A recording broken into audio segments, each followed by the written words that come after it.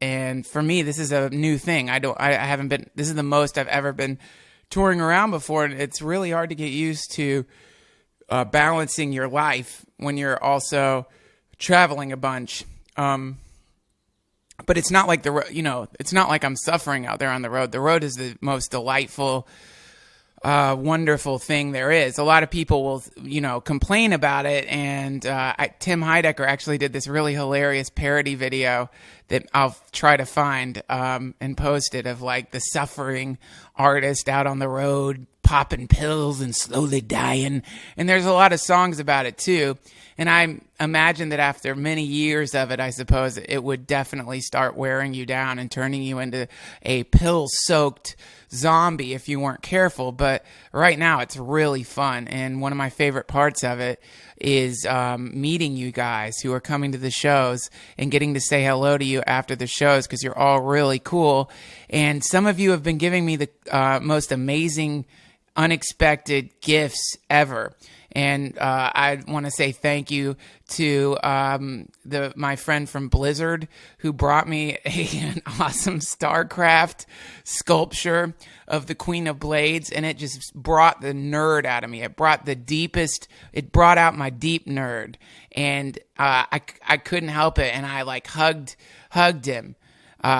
Like a sincere hug, because I was so excited about this nerd sculpture, but comedians were watching. So when I went back in the green room, I really got made fun of for like 15 minutes because I was like so delighted over a video game sculpture. But fuck you, comedians, because that was a natural response that came from inside of me, and that the first thing that you do is quite often the right thing to do. And thanks so much for the awesome knit painting of Little Hobo. And thank you so much for the mustache comb. I appreciate the mustache comb very much.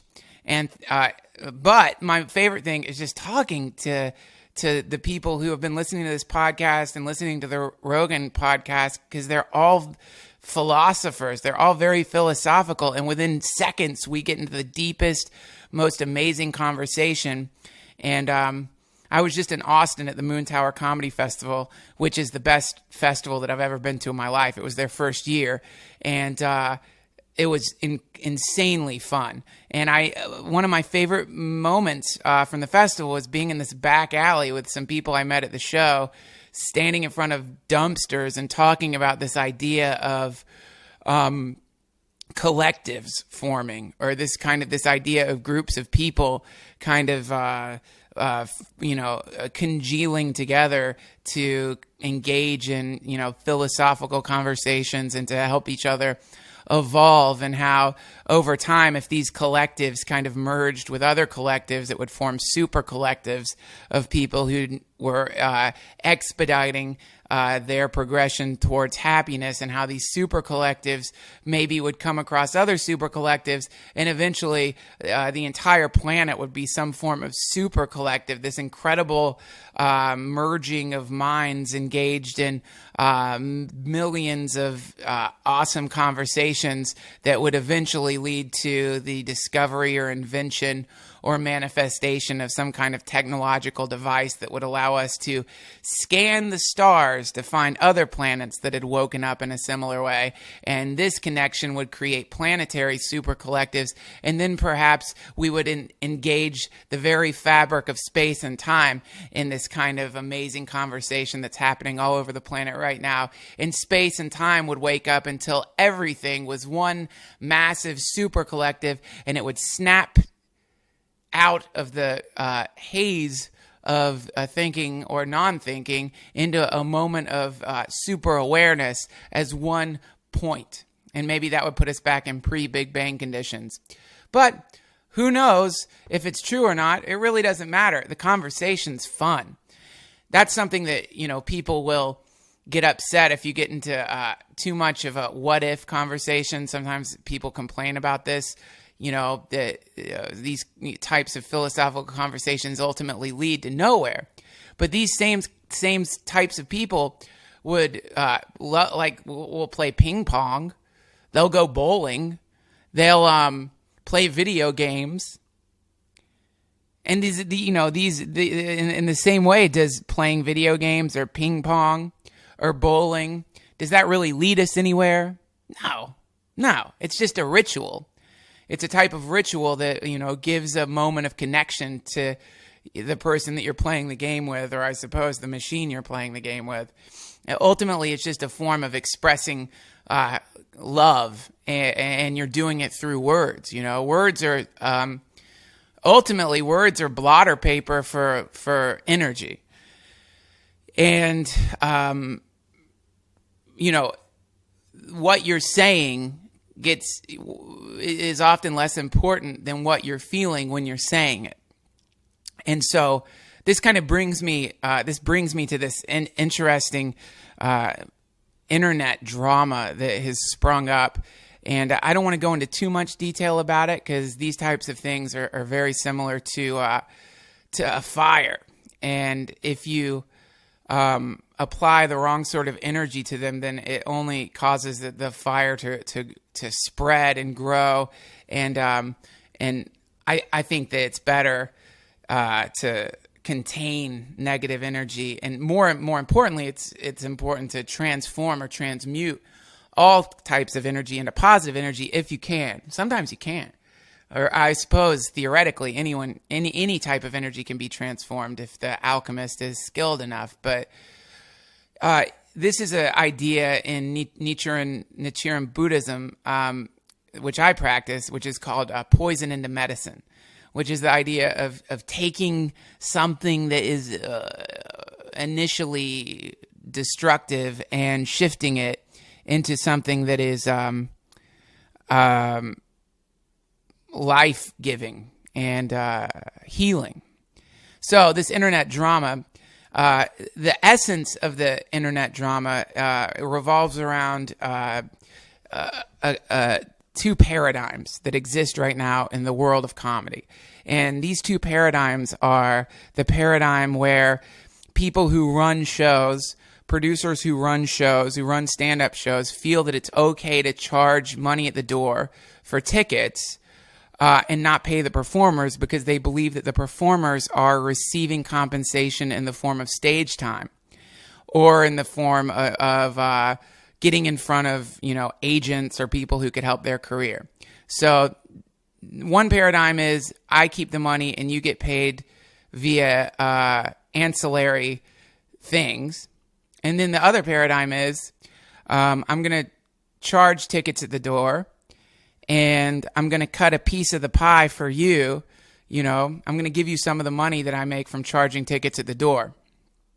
And I'm going to keep some for myself because I produce the show, and it takes a lot of energy to produce the show. Now, I am passionately for the latter paradigm, the paying the comedians paradigm. And I'm not sure why I get so passionate about it, outside of the fact that it just seems to be the most fair thing. I think it comes from working at the Comedy Store as the talent coordinator and working with Mitzi and having the story of the strike drilled into my head, which is the Comedy Store was at one point a student of the former paradigm. They didn't pay the comedians, and the idea was that the comedians were getting stage time and they were learning to do stand-up, and this skill was something that they could take out on the road with them and make real money out on the road. But the comedians at the Comedy Store, noticed that the place was booming and making a lot of money, and began to chafe at this obvious injustice. And so they went on strike, and they the story of the strike is just someone's got to make that into a movie eventually, because there's a lot of really weird, absurd elements to it, including I believe Pauly Shore standing at the edge of the building and pissing onto the comedians who are striking. So it was a real poisonous time, and it ended up where they started paying the comedians. And what did they end up paying the comedians? Not that much. They ended up paying the comedians $15 a set. But that was enough to end the strike. And as far as I'm concerned, that's fine. $15 pays for gas, gets you there. It's fine. But ultimately, the issue isn't one of money. I don't think any comedian really expects to make a living from performing in LA. And it's not one of greed. It's one of what's fair, what's right, the right thing. What's the right thing? And the right thing, if you're charging money at the door, is to give the comedians some of that money, because nobody would come to a show with an empty stage. Now, there's people have addressed the issue of like, well, yeah, but they're just doing 10 minutes of stage time. They're just doing 15 minutes of stage time. That's really not work. Now, I heard this story once about how Picasso had been, I believe it was Picasso, had been sketching on a napkin, drew some, I don't know, who knows what he drew on a napkin. He's out of his mind, but he probably drew some pretty intense, crazy looking thing on a napkin, and someone saw it and asked if he could have it. And Picasso said, you can have it for, I don't know, $800 or $1,000 or some crazy number. And the guy's like, it took you 15 minutes to draw that. And Picasso's response was, yeah, and it also took me, 15 years to get to the point where I can draw that in 15 minutes. So the point is, when you see a comedian performing on stage, in general, it's taken the comedian years to get to the place where they can make you laugh. It takes time. It's a craft. It takes a long time to learn this. But even if it's their first time on stage, they're still part of the show. And if they're part of the show and you're charging money for tickets for people to come see that show, they deserve some piece of that pie. Now, the piece of the pie doesn't have to be a lot. It's all symbolic, really. It's just symbolic. It's essentially saying to the comedian, hey, I value your art.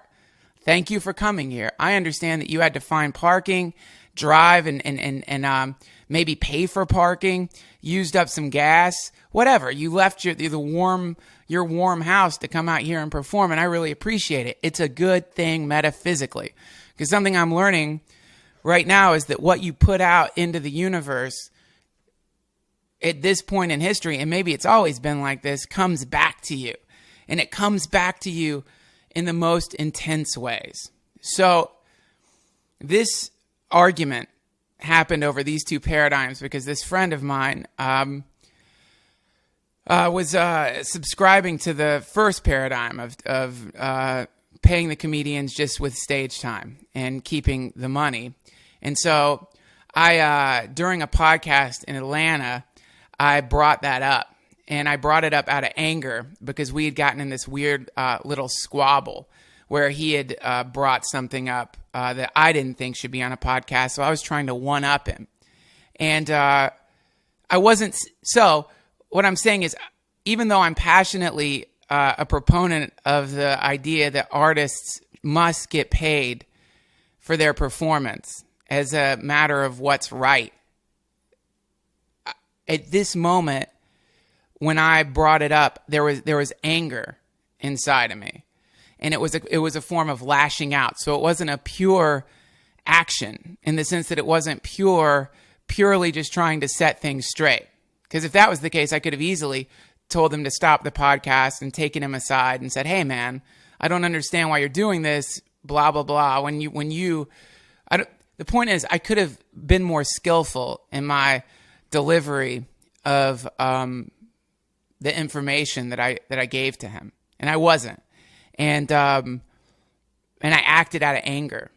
And whenever you act out of anger, sometimes it's okay, but it's always going to be a little tainted. Your action is always going to be a little corrupted, a little tainted, and ultimately, what ends up happening is you're throwing a boomerang out into the universe of negativity, and that boomerang is going to come back to you.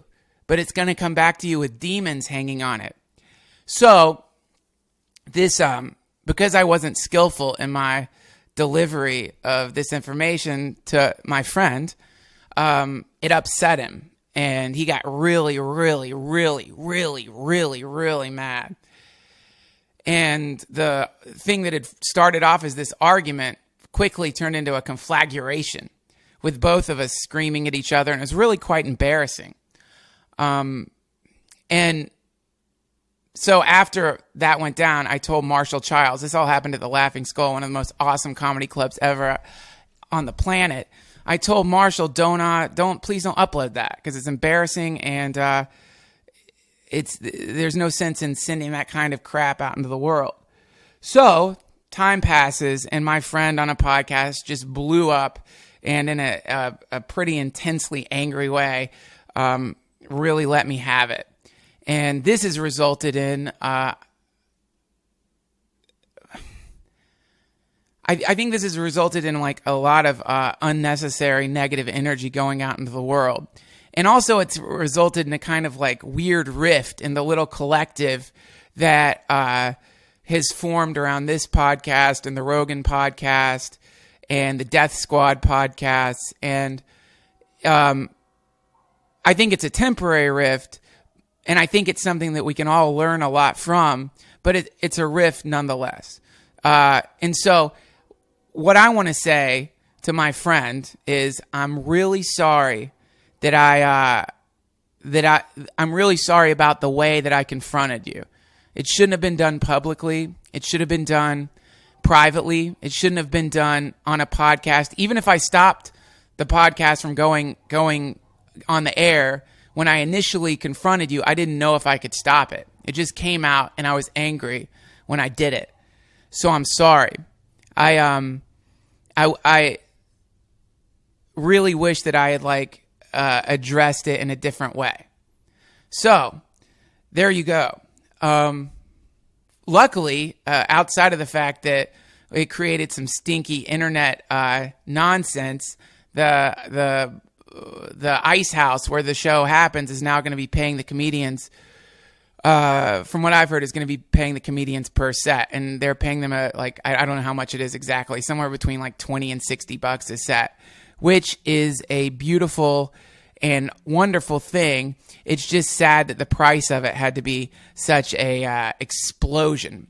But sometimes we pay a dear price to make change in the world, and to me, any type of confrontation or any type of angry conflagration is, in general, as long as no one gets physically hurt, is in general worth it if the end result is lasting change that benefits artists. And I think the more that we as comedians and artists and anyone out there who is not getting paid fairly for the energy that they're putting out in the world, the more that we speak up for our rights, the more things will change.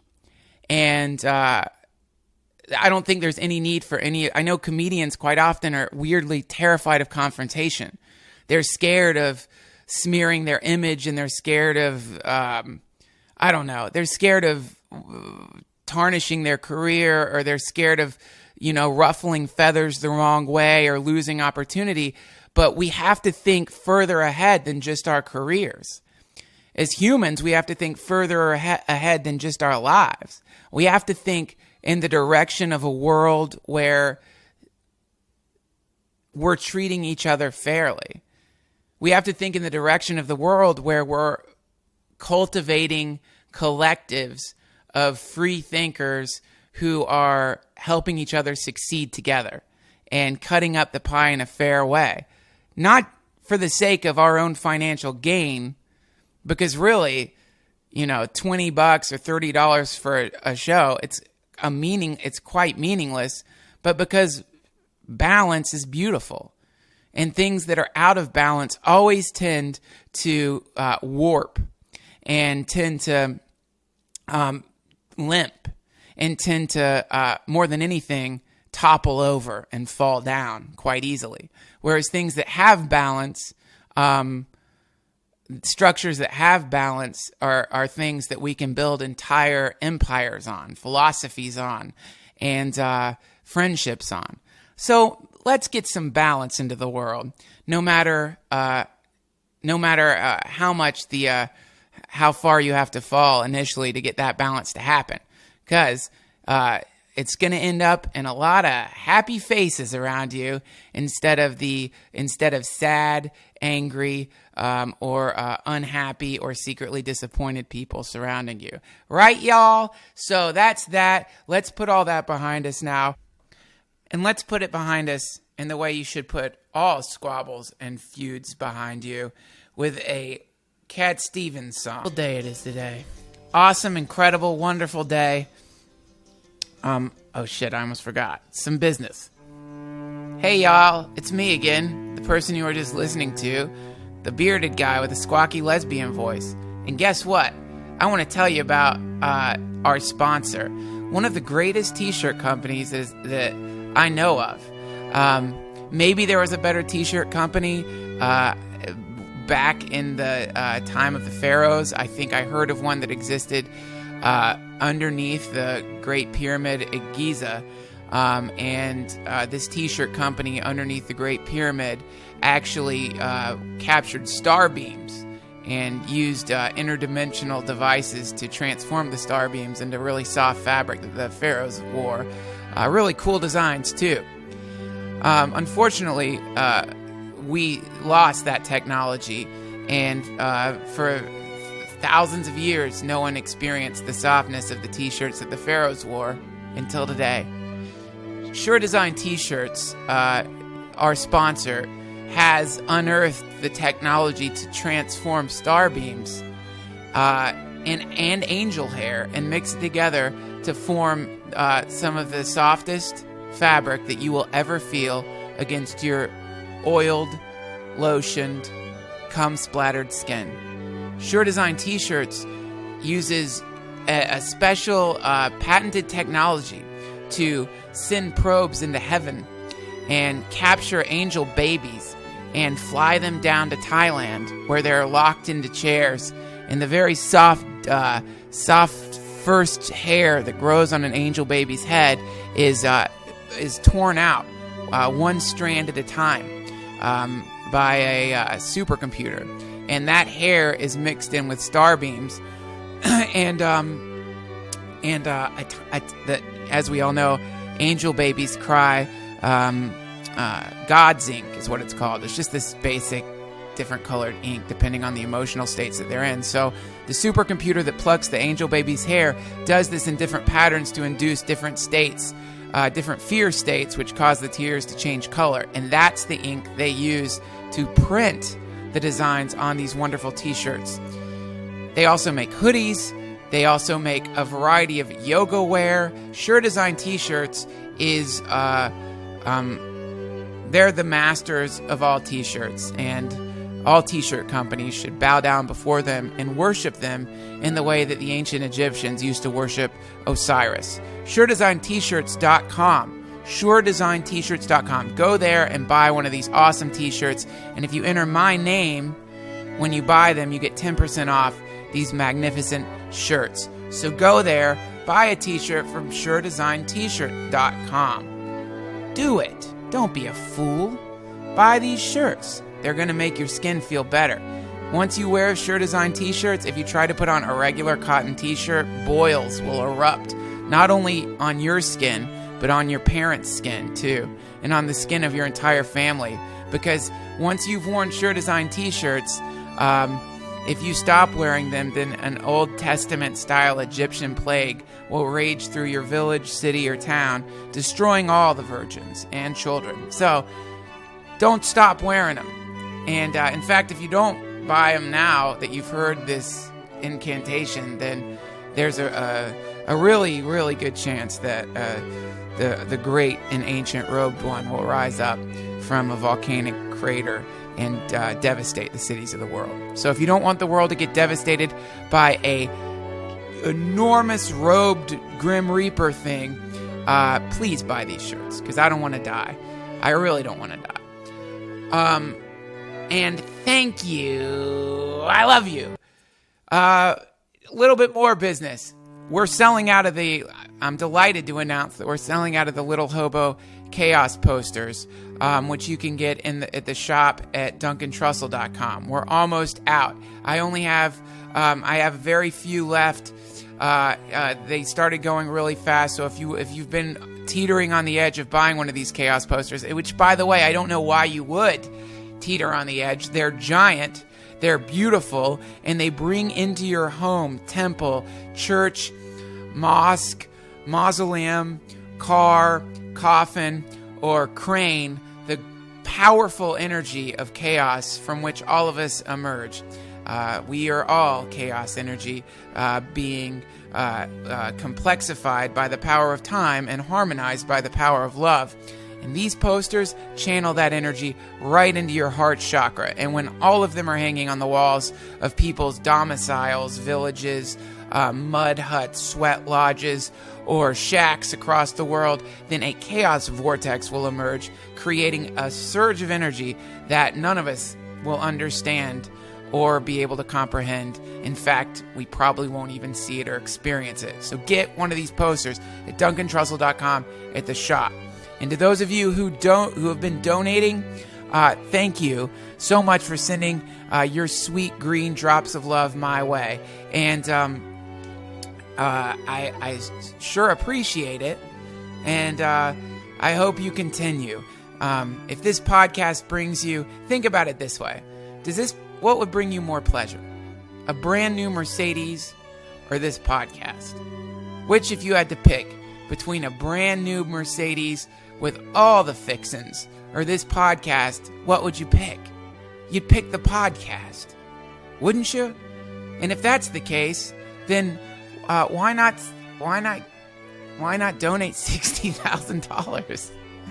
Or just $1, or 50 cents, or a dime. It doesn't matter. It's all of it is much appreciated, and all of it is used to further expand this strange podcast universe and the paradigm that's emerging from the DuncanTrussell.com forum, which you are all welcome and invited to go to. The Family Hour forum is growing, and some amazing conversations are happening there, and there's a lot of really cool artists and a lot of people that I am starting to consider to be my friends. We also have a book club. And I don't know what the book is going to be this month because we're voting on it right now, but there's a book club, and there's a chat room, there's a Minecraft server, and I'm sure that the brilliant people there will actually, I think that when Diablo 3 comes out, they're starting their own Diablo 3 server, which is pretty badass. But they're always figuring out cool ways to connect and create and to extrude structures into the interwebs where they can all hang out. And I hope you'll go and join them. So go to DuncanTrussell.com at the Family Hour forum and say hello. Would you please just go there? Okay, so today's guest has been on the Duncan Trussell Family Hour before. He's my favorite musician, and also one of my longest friends, and also one of the smartest people I've ever met in the world, even though that would probably pain him to hear me publicly say that. The guy's fucking brilliant, and his music I listen to almost every day. If not every day, probably every day. And I've put so many of his songs on various podcasts that he, I'm sure, could file a pretty intense lawsuit against me, but I think he doesn't mind. And he is awesome, a brilliant philosopher, a modern existential hermit, wandering through the world and singing some of the sweetest and sometimes saddest songs you'll ever hear, to express his experience of life on this weird fucking planet. So everybody, please beam in your love rays to my friend and the incredible musician EMIL Amos. Say hello to EMIL Amos, lead singer of the Holy Sons. EMIL Amos. EMIL Amos.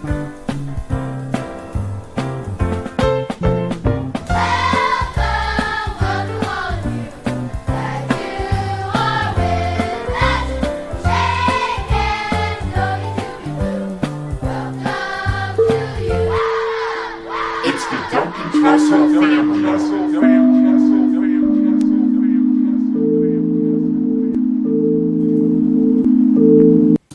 This was recorded remotely using Skype, so please accept our apologies for the lower than usual sound quality. How's it? You just got back from the road, huh? Yeah, I think like couple 2 nights ago. Hold on, I'm sorry. This is unprofessional of me, but I gotta get my weed pipe. You can hear his voice. Yes, I just hear, like, I don't hear lots of stuff, but then I hear, like, ha ha ha ha ha ha. He's gotta get his weed pipe. And I heard that. Oh, look. There he goes. His medicine.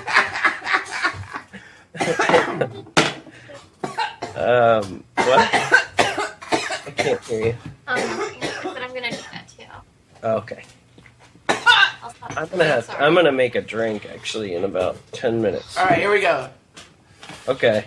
We're back. Did you get your medicine in you? Yeah. So what were you? I just got back from Europe, and you got too drunk last night. What were you doing? Oh my God, man! I went out with my friend Pete Holmes, and almost every time that we go out, I end up just over drinking. Like, we get really celebratory. Like, he's such a happy guy that when I'm it's like the opposite of depression drinking. It's like super joy drinking. So you just end up getting, because we have these really good conversations, and then it's like, fuck, one more glass of wine, another glass of wine, and then the next thing you know, you're in a goddamn cab going home, trying not to puke, and you wake up with the hammer of God banging on the side of your skull in the morning, and all day's gone. I can't do hangovers, man. I can't do hangovers anymore. Yeah, I know what you mean. I had a couple friends like that where you like each other so much it becomes I'd start avoiding them because we would drink until we couldn't see, and shit. Yeah, exactly. It's bad. It's drinking is of all the drugs, man. Drinking's got to be the worst. Hey, give me 1 second. Hey, baby, will you make me a whiskey on the rocks?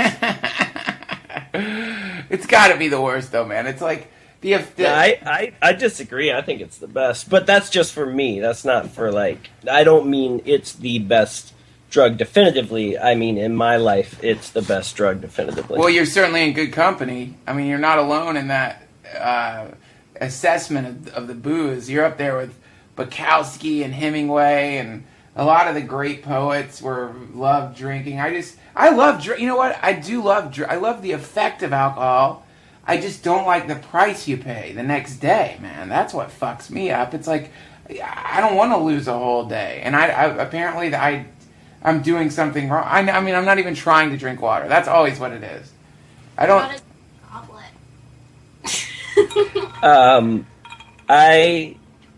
I'm kind of the same, but reversed with weed now. Like, it just takes up too much of my time in recovery and makes me sleep more. So that's why. That's one reason why I abuse the alcohol. But yeah, I used to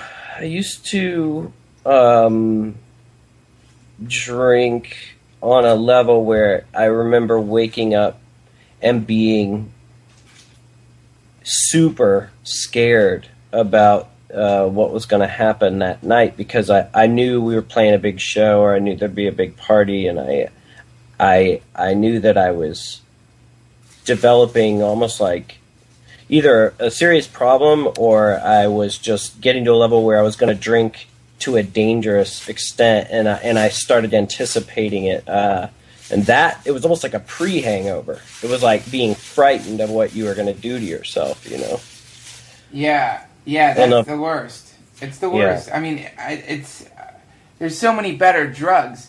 There's so many better drugs than fucking booze. Why don't they fix it? Isn't there a scientist who can kind of analyze why it's doing what it's doing and make some kind of hangover-free booze? Yeah, my lady was throwing up at work one day after a night of partying, and somebody gave her a model drug that it's a drug that models take that rights your stomach. It's not a drug that models take. It's for chemotherapy patients. Oh yeah, same thing. But like, so happen to be a model. it kind of like, it is that drug in a sense. It like puts the nausea away. I guess it is for chemotherapy. Sorry, Ed. So I'm trying to understand. So you're saying that your girlfriend took a chemotherapy drug to get over a hangover? Yeah. That's fucked up. What's the name of the pill, man? I want that. What's it called? It's called Zolfram. Charlie takes it Zolfram. Zolfram. Okay, I'll check that out. Yeah. Zolfram. Yeah, that's right. What a great name. Who the fuck names these things? Do they have a workshop of pill-popping elves that name these pharmaceuticals? Because they all have the same kind of elfish name. Zolfram. Wow, this is Zolfram. Good for the hangover. Good for the cancer. Yeah, it's always Zoloft, Zyrtec. It's always when it's got that Z in it. Sounds like names of Star Wars villains. Yeah, totally. Why do they fucking do that? Zornak. Prozac, Lord Prozac from the fourth realm of the Gargantian zone. You texted me a while back, right before I left for Europe, and you said, I guess it was after your a little bit after your breakup, yes. And you texted me and you said, it was kind of cryptic, but you said, I think I'm starting to understand what you meant by this thing about hard work, and I didn't really know what you meant, but I kind of knew what you meant, but what did you mean? Well, you were talking about the idea of overcoming absurdity. You were talking about the idea of overcoming absurdity and saying that the best way to kind of escape from that, the sense of meaninglessness in life, is just to work really hard. And you told me that stuff in the basement of the last house I was living in when I was kind of in the midst of a really, I think what was probably a depression. I don't know what you'd call it, but it was certainly all the symptoms of depression. I was sleeping all the time, and I was like completely unhappy and having bad thoughts and jerking off until I was blue in the face to countless hours of awful porn and just being basically like I just got a fucking really weird flashback. What? When I was in North Carolina, I was in my mom's kitchen, and the phone rang, and it was you, and my mom was doing the dishes, and you said, I got you a job, and Mitzi Shore, she wants to meet you, but you have to be here in 2 days. And so I got in my mom bought me a truck. Wow. My mom bought me, seriously, dude. My mom bought me a truck. Yeah. This is not going where you think it's going, but like, we drove out to this place, bought this pickup truck as a graduation gift. I got in the truck and I drove across the country in, I don't know if it was 48 hours, but it was like I broke some sort of record. Yeah. And I figured out you could sleep in hotel parking lots were a pretty safe thing, and right. I just threw a mattress in the back, and it was actually fucking amazing. And I think I did, I had like some weed and a porn magazine and like 5 great CDs or something, Cool. And anyway, my weird memory is I was fucking, like, that last part of the trip, I was just hauling down the highway, fueled by, like, this massive rush of adrenaline, because I was kind of, like, trying to seize my destiny by getting there, and also you just, like, on this mad highway dash where you're just, at some point you're just barely functioning, but you just want to get to the destination at any cost. And so I was just fucking going over 100 miles per hour down the LA freeway, trying to find your house, which at the time was, do you remember this? It was this really weird, it was a fucking shack. In Venice. You lived in a shack. And that's right, man. Totally.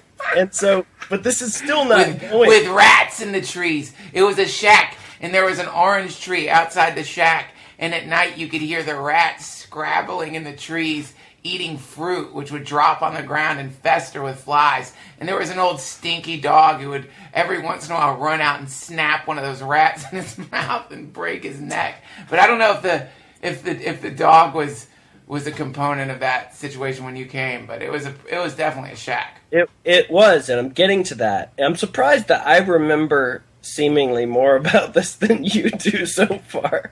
But like, so I'm like fucking hauling ass, bleary-eyed down the highway looking for your exit, and it's like probably like 3-4 in the morning or something, and I pull up in the dark, and you were really pretty vague about which one is your house, and but you didn't. I don't know, but you didn't really explain it, and you were like, oh, it's easy, it's this number, and you didn't explain that you didn't live in the house, you lived in a shack in the backyard, and so I literally, in the middle of the night, I walked into the house on a naked couple. And they stood up. I know what else you want to do. Yeah, in horror. They stood up in horror in the way someone does in like a Stephen Baldwin Showtime movie, when a burglar comes in and you're just about to get stabbed in the neck or have a fight to the death or something. And I ran out the door, and I think you kind of called for me. It was like, dude, I'm over here in this fucking shack.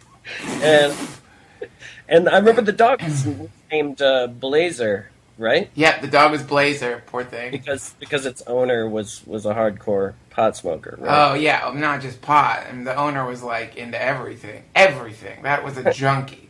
And I was, which later, a few days later, right before my first day at work at the Comedy Store, I was hugging the dog. Remember, we got high, and I was rolling around the floor, and the dog bit my fucking face. Yes. Do you remember that? Yeah, dude, that was fucked up. I almost fainted, and I had a hole in my face. I had to go to my first day of work with this massive bloody thing on my face. It was fucking weird. Anyway, the girls, everybody was pretty nice to me anyway. They didn't think I was too strange. But, dude, I want to tell you about that couple you walked in on. Uh-huh. So that couple... what happened there, I don't know if you remember this, but what happened there was I came to Venice and I stayed at a youth hostel, and I met these two German girls, and they were like, one of them was so pretty to me, like just such a beautiful German girl, and so they needed a place to stay, so I let them come and stay with me in my shack.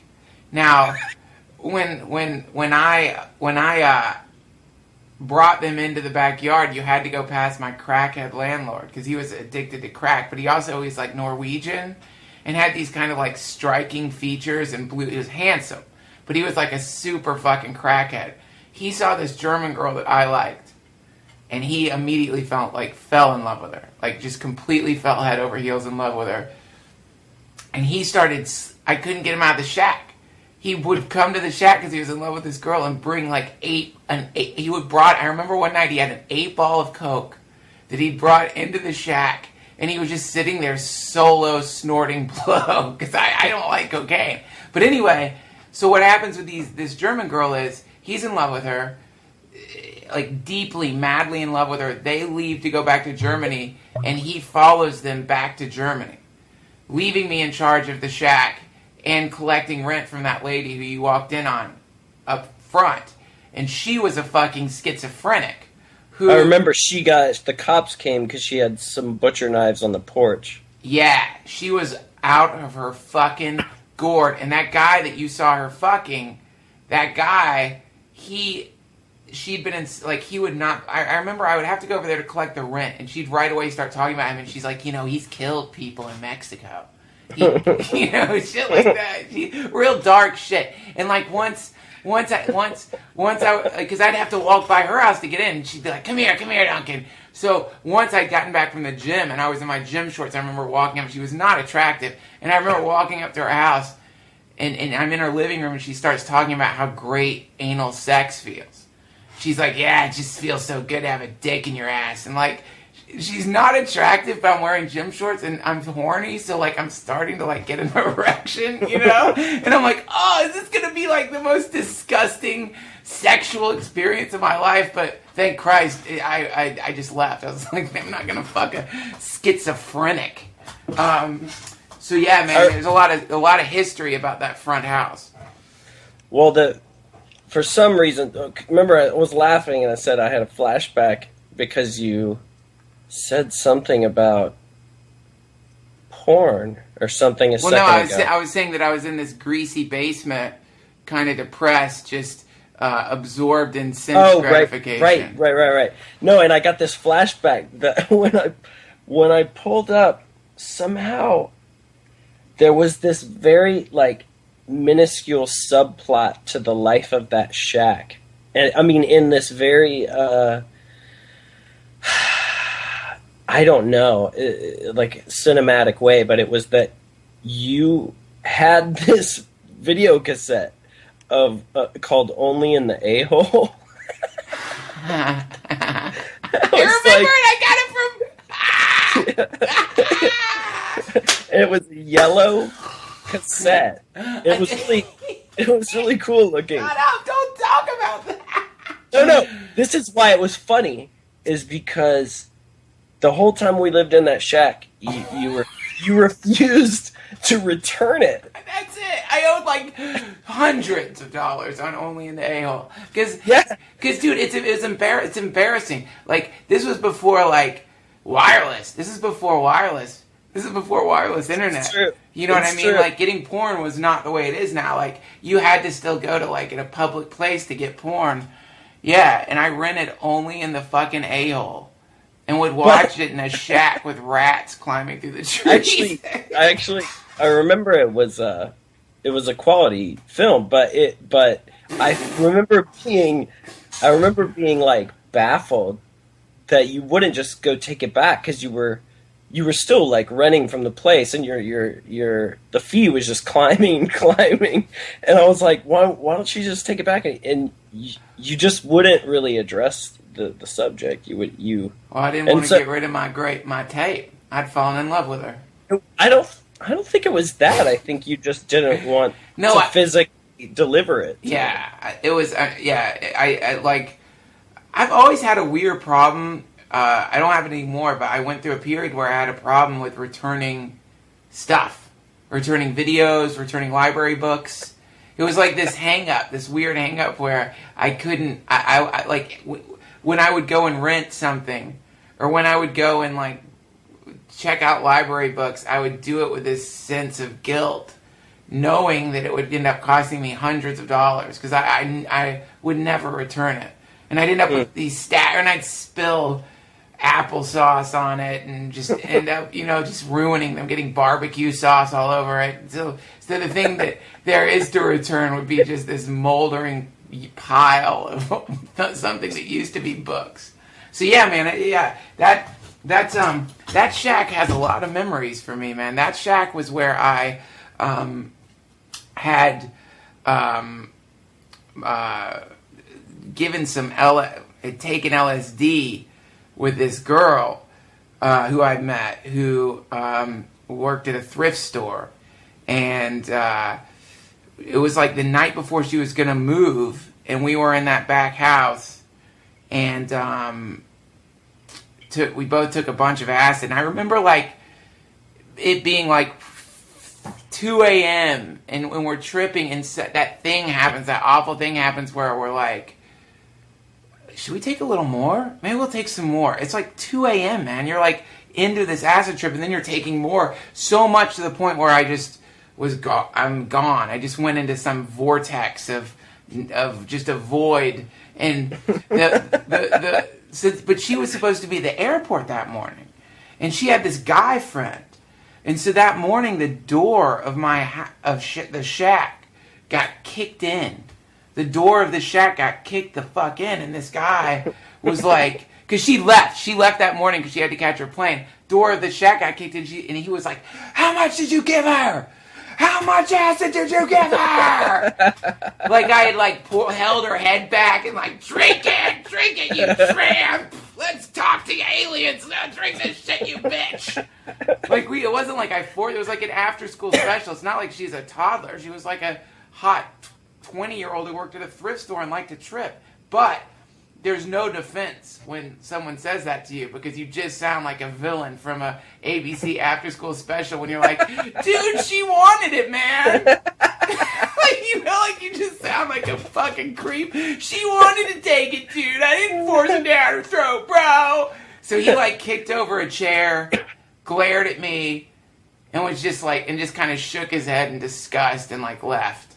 And that was one of the more intense moments of my life. That was a real fucking intense moment, man. Because like, what if he called the cops or like, you know, who knows what could have happened then? Our conversations are like dangerously close to just being like, good evening, and now 2 acid casualties recount their bad experiences. Yeah, man. And then there's the time I ate gravel at the Grand Canyon. I fell into. Yeah. Kind of true though. I don't consider myself an acid casualty at all. I've seen people that I would consider acid casualties, but I think that it's helped me in tremendous ways. I'm definitely like I've seen people who seem neurologically impaired from maybe taking too many psychedelics or doing it in the wrong way, and I don't feel like I have any of those symptoms outside of like a squawking voice. I think that. I don't consider myself a casualty. Yeah. I mean, I think I'm a casualty of other things. You know, I've certainly like been a casualty of World of Warcraft addiction. I've experienced that. I've watched my body plump up in my fucking in a specific type of stink. I've felt a specific type of stink fill the room of my apartment because I've been playing World of Warcraft nonstop. That gives me another memory of like when we were going to India. For some reason, I don't know why, but we bought the tickets out of Atlanta and we went and stayed with your brother. Yep. And I don't think me and you we'd never traveled together, so that was like a new step of intimacy or something, and we were in your brother's little apartment in Atlanta, which is a weird place to me, Atlanta. And you guys were like, well, here we are. We've got 2 days until the flight. And your brother had just gotten Quake 2. Oh, yeah. Yeah. And you guys looked at me and you were like, well, here we go. And I was like, here we what? What are we going to do? And you guys are like, what do you mean? And you carpeted up, you fucking draped up blankets on the windows. And for 2 days, it was like Quake 2. That's what you guys lived. And I went along for the ride, but I'd never seen anything like it. And it scared me. I was confused. I remember being confused. And you guys were looking at me like, what the fuck's wrong with you? And you totally went into brother mode where you guys were like getting kind of aggro on each other and me. And like everybody was like really competitive about it, you know? Ah, yeah. Was David McLean there with us at the time? No, it was like he was meeting us or something. Man, yeah, that was so crazy that we did that, man. That's so crazy that we went to India. I want to go back there. Do you ever think about going back?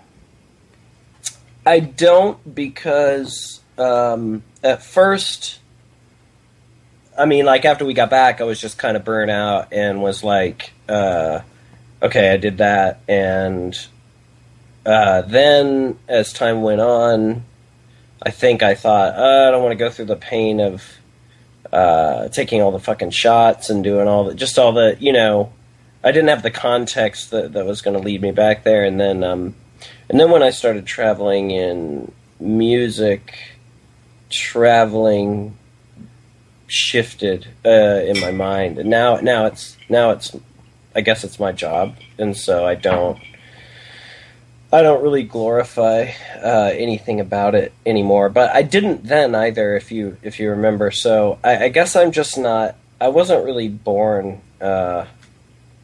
curious about the far ends of the world as much as most people. I never like lived and died by traveling, you know. I've been reading this stuff about, you know, and I think I've been talking about it in almost every podcast. I've just been starting to get fascinated with Crowley, so I've been reading a lot about him, and it's just so badass when you read about his travels, because he wasn't just traveling like as a tourist, but he was going to try to gather mystical information from the Sufis and from people in other parts of the world. He was actually trying to like find something out. You know, it wasn't like a shotgun scattered approach to traveling. It was a okay. I can understand. You know what I mean? Yeah, and that is different. That is very different. And when you read about like Alpert, it's the same thing. You know, he was like looking for something out there. Now, this is the question. Here's the question I have for you. Remember in the Brothers Karamazov, at the very end of the Brothers Karamazov, he's writing about the vision that Paul had on the road to Damascus, where Jesus appeared to him and he converted. Remember that in the Brothers Karamazov? This is like I read it 15 years ago, so it's like Paul is on the road to Damascus. Saul, his name's Saul, is on the road to Damascus. Jesus appears, says, "Saul, Saul, why do you persecute me?" There's this moment of he's transfigured because he's in the presence of the divine, and so then he, you know, now he becomes like one of the leaders of the modern Christian church. But Dostoevsky says that it was speculating this transfiguration. Did it happen because of the presence of this being floating in the sky, or however he came down? Is there some kind of like chemical reaction that happened that's irresistible? Well, if that's the case, then it negates all freedom. You know, if that's the case and there's no freedom, it's just like, you know, God going around and playing duck, duck, goose with humans. You know, enlightened. So the other thing he said is Paul just used this as an excuse to gain his realization. In other words, Paul needed a mystical excuse to suddenly turn into a advanced being, a good person, whatever you want to call it, an actualized being. So there's something about that, you know, this like journey that you take with the intention set of finding someone who knows some great truth, getting that transmission, the disciplic succession, and then becoming something that can teach. You know what I mean? Sure. What I'm saying is, what do you think, man? Do you think you need that thing, or is that just kind of like a way of tricking yourself into deciding to be a special person? You know, do you think you really need the guru, the teacher, the mystical experience, the moment in the desert, the alien contact? You know, do you need that, or can you just be like, yeah, I'm it. I've decided to become it from my own will, with nothing else. Well, I think we've had this conversation probably 2,000 times. Yeah. I imagine you probably already know what I think, but we don't get to talk much. In fact, I don't know if people know this, but if you're listening, like we don't talk to each other at all. We only talk to each other on this recording thing that we do. So I guess let's see, if I was gonna refresh you on my diatribes. Let's see. You remember? I mean, I just believe in individual destiny, so I don't really have. I don't really think that. I guess that's a nature before nurture thing. Like I don't really believe that anything alters your fundamental course necessarily ever. Really ever. I guess things could trigger dormant inevitabilities or whatever, but I just feel like everything I'm kind of believe in predestination. Ever since those conversations we had in college, I've felt that way. I mean, ever since the stuff we've talked about on other podcasts about when we both were kind of going through our hardcore transformations, I've always felt that way, and nothing's ever really even challenged those feelings in me. I don't really take much else seriously. I feel like it's just the way it is. You're sort of designed from the outset to some degree.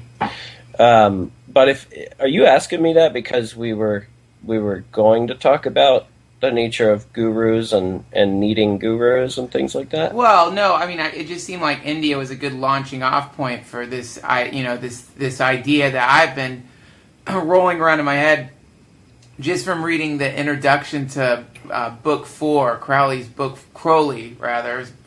4, where he says, what all the world religions have in common. Well, what they all have in common is that the prophets, the messiahs, whatever you want to call them, the people who brought the philosophy into the world, they went away for a while, and then they came back from a moment in the wilderness. They just discovered a virus that kills all kinds of breast cancer. What? I don't know. Tell me. Let me ask that again. Okay, so I'm reading book 4, and Crowley's talking about the idea that all the great world religions have something in common, which is that the prophets went out into the world and obtained information that came from another dimension, a god, a spirit, an angel, or just from their own mind as a result of like bringing themselves very far outside of society for a while. So his it seems like what he's getting at is that they were becoming ascetics, and somehow by going into that ascetic state, you make contact with extra-dimensional entities, beings, angels, gods, parts of your personality disconnected from your own self. What you called, I think you called it like a dormant. What did you call it? A dormant. Well, I was. You called it a dormant inevitability. Well, yeah, I'm talking more about just people being pre-designed, but you're talking about, maybe the moment when someone kind of relinquishes their own ego to the greater sort of Tao or something like that. Yeah, that's what I'm talking about. In that relinquishing moment, my question is, and this I'm sure we've discussed this all the time because it's something I think about. Do you need an external factor to bring that state of being into your life? Do you need some external thing? In other words, like when you can extrapolate in normal everyday circumstances. Like if you're involved in some kind of sport like skateboarding and you see someone do a trick that you didn't know you could do, or that you didn't even know. You know what I mean? Like that's actually a good example. But okay, yeah, I think, sure. In the sense that, especially like your development is always within a larger relationship with your peers and other people, and I think that definitely helps. And in my life, I bet if you cornered me in some espousal of how I became myself or something, I would probably start with stories about the people that sort of almost, were these sort of guides or something. Yeah, for sure. I mean, there's definitely people, it could be a bus driver that yells at you, but the course of your day somehow changes and lures you back to some realization that you need to go to, whether it's through rebellion or like imitation or so. But eventually you're sort of on that course naturally already, and someone seduces you, sort of. But what is that? You have the affinity already, Well, yeah, it's. I think a good way to put it is. I mean, I think in in Nichiren Buddhism, it's something they talk about, which is like causality and how inside of everyone is already all the karma, all the events that are going to happen. It's kind of laying inside of them like seeds, just waiting for the right set of circumstances to cause what's buried there to grow. So in other words, purely from a medical standpoint, I saw some news story today about how they think they might be able to start doing blood tests where they can tell 15 years in advance if you're going to develop cancer. So it's just living inside of you, just kind of waiting for that right combination of whatever the shitty thing, environmental stimulus is. But just because it's in you doesn't necessarily mean it's going to come out in this incarnation. Just because it's in you doesn't mean it's going to grow, for better or for worse. Which is this idea in Nichiren Buddhism, which is that everyone has inside of them the seed of realization. It's there. The seed of your greatest life is existing inside of you, waiting for you to put it in the right situation so that it'll grow. It doesn't... Yeah. I don't know if you call that predestination or what you call that, but... Yeah, I don't know. I think that my opinions on this subject are generally received pretty... People think I'm too, hierarchical about things, but it's... I don't know, that's not, really the right word, but that's how people pick up the language that I use, so I kind of don't like to dive into this subject a lot, because I think people... First of all, they don't like the idea of predestination, because it means that they're sort of fucked already, or don't have much choice. But I think you'll find a lot of times when you really corner people, they also rely on the argument that they don't really have a choice too, and they are who they are. And I don't know. But this is the idea. This is the idea when you're with that thing when you first meet a girl, and the girl says something to you that's just the truth, whatever it is that she says. The truth comes out of her, and it's sometimes she'll just say, "I'm a mean person. That's just what I'm like." Or exactly, that's exactly what I meant. And you in your mind you hear that, and you think, "Oh yeah, she's saying she's a mean person," but over time our love will mellow her, and she'll become a kind and sweet person. But 5 years passes, 6 years passes, exactly the same mean person snarling out at the world. And those are scary moments when someone turns to you and says something like that, and you realize that they haven't learned to edit themselves very well, and they just say I'm a very malevolent person that likes to stab people in their sleep if you fuck with me or whatever, and you can tell by a person's face in those moments they didn't mean to tell me that, but I just grasped an essential part of their psychology that I really wish that wasn't true. Yeah, but it's there, and then it's there, and then you just have to you have to adapt your behavior depending on if you want them in your life or not. But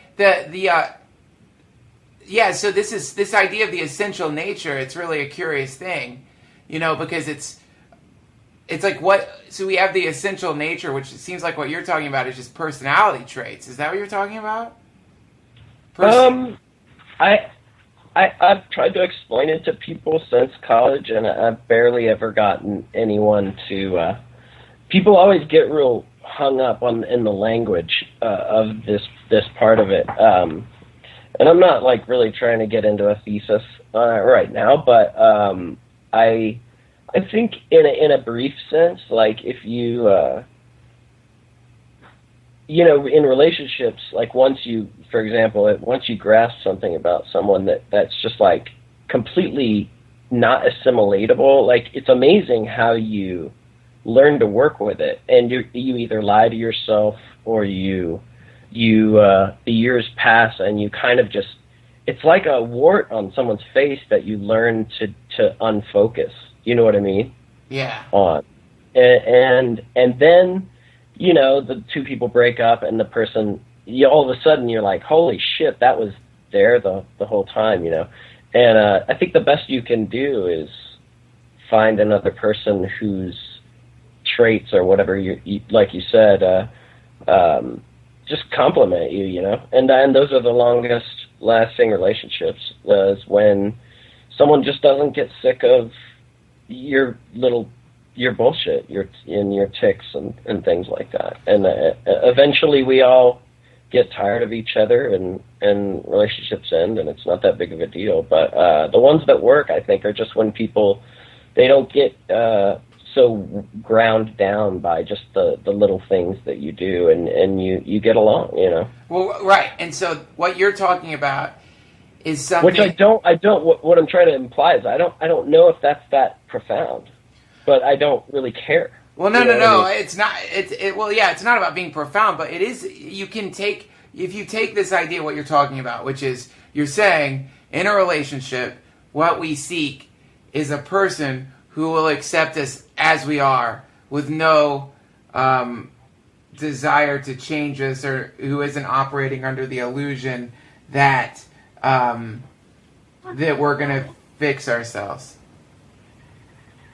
Well, you know, like so you take that idea and then you bring it up a notch, which is like what people talk about, like Neem Karoli Baba, the guy who Alpert and Krishna Das, and a lot of other really advanced people came in contact with this guy, and it was like what you're talking about to the nth degree, which is that the person was seeing you clearly, seeing all the warts on your face, so to speak, but somehow there was this overpowering love energy coming out of the being, or this acceptance, or this sense of like maybe an embracing your destiny, or the thing you're predetermined to be. And that what that love energy does is it creates this harmony in all the disparate aspects of yourself that you've been rejecting. Almost by someone else accepting the parts of yourself you've been rejecting, it lets you accept the parts of yourself that you've been rejecting, and then you become an actualized being instead of being fragmented and broken up. You know what I mean? Yeah. I feel like so far in this conversation, I have sounded super wishy-washy. So to answer your question a little bit better, I do think that, you know, having these sort of weird oracles as people that come through your life and create a watermark or a shadow above you, or that change your perspective and or lure you towards yourself, are the most important moments, or the most important people that you meet in your life. But I think that in my experience, those people don't tend to like live out with you in harmonious ways over time. They tend to be like you know, supernovas or something in your life, and then, you know, for whatever reason you're not able to live around them so easily. And I think the people that last around you, it's a different kind of system. You know, the people that you get married to or stay with for long periods of time aren't necessarily, that's not their purpose, and that's not their job in your life to teach you, you know, the essential truths of life. Like, it's more about just being able to be harmonious with each other, and to be able to let each other live and be happy, and just, you know, basic love doesn't necessarily have to do with like making someone stare into the black hole of truth necessarily. And I think that's it's something I feel like I've kind of realized only in the last few years, you know, and it's been really nice because when I was younger, I expected the girl I was with to, I don't know, represent something that was really like heady or something that I might have imagined. And like I think letting whatever those kind of teenage standards go, and like accepting what it means to just be happy day by day has been one of the better things that I've sort of gravitated towards, and just being kind of a relatively healthy person is more important to me than like, you know, making sure that I am surrounded by basically people like my guru, who I know that you knew, and we're skirting around his existence, and we will always skirt around his existence. But in my the subtext of this conversation is that me and Duncan knew this person that changed our lives, and what my point is that I'm not even in contact with him now, which is not here or there really, but it supports this theory that I'm trying to put across, that the people that change your life in these ways that you sort of started the conversation talking about, you know, these kind of massive stars that come through your orbit, you know, and kind of almost like seem to change your path or whatever. Those people, they generally don't seem to stay in that orbit, because it's just, there's too much gravity or something like that. It's just too much. There's too many contradictions, I think, often between extremely powerful personalities too. They just they sort of sniff each other out and go through immense either transformations or you know, situations with each other, and then they sort of have to move on. It's just too intense. It's like a furnace that's just too hot to live in, you know. Yeah. I but know anyway, exactly what you mean. Yeah. So in a sense, I mean, you know, actually, you're one of the only people in my life that's ever kind of like we've kind of like we check back in with each other, and on a healthy basis, you know, and we've kind of remained, or we found a nice balance or something, and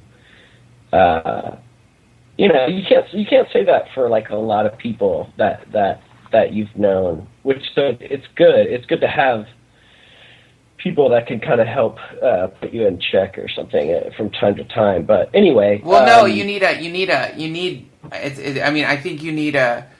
I know what you're saying, man. You can't always be in these extreme situations, but I think if you follow this principle in society, which is that there are these, and you used a really interesting word when you were talking about it. You used the word lure, to lure you to the truth, or to lure you into the truth. This is, you know, there's an intentionality behind some people out there in the world. But this is the thing that I was thinking, man. Totally relates. So, like, a lot of people from this podcast will come up to me and they'll say how they like to listen to it because they don't get to have these types of conversations wherever they live. And I was thinking about that, you know, and I was thinking like, oh, you know, I bet there really are secret societies, because only recently have people been able to talk in the way that we've been able to talk these days. We can talk like this now and say things that many, many, many, many years ago would have gotten you murdered, burnt, hung up on a cross, or decapitated.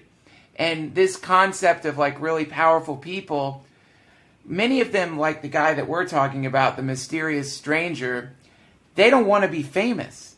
They have no interest in anyone knowing who the fuck they are. They're completely anonymous, and they're not into the idea of people knowing them. So this thing that you're talking about, a really intelligent person would recognize this pattern in society and see that, like, okay, there are these super humans, or these super advanced humans, or these people who have pushed past all the conditioning, merged with a great thing, and they're all in their own unique individual ways, and they're floating around out there.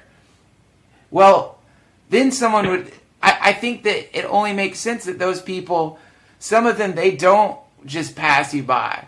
Maybe some of them, they gather people around them like some kind of brotherhood or something.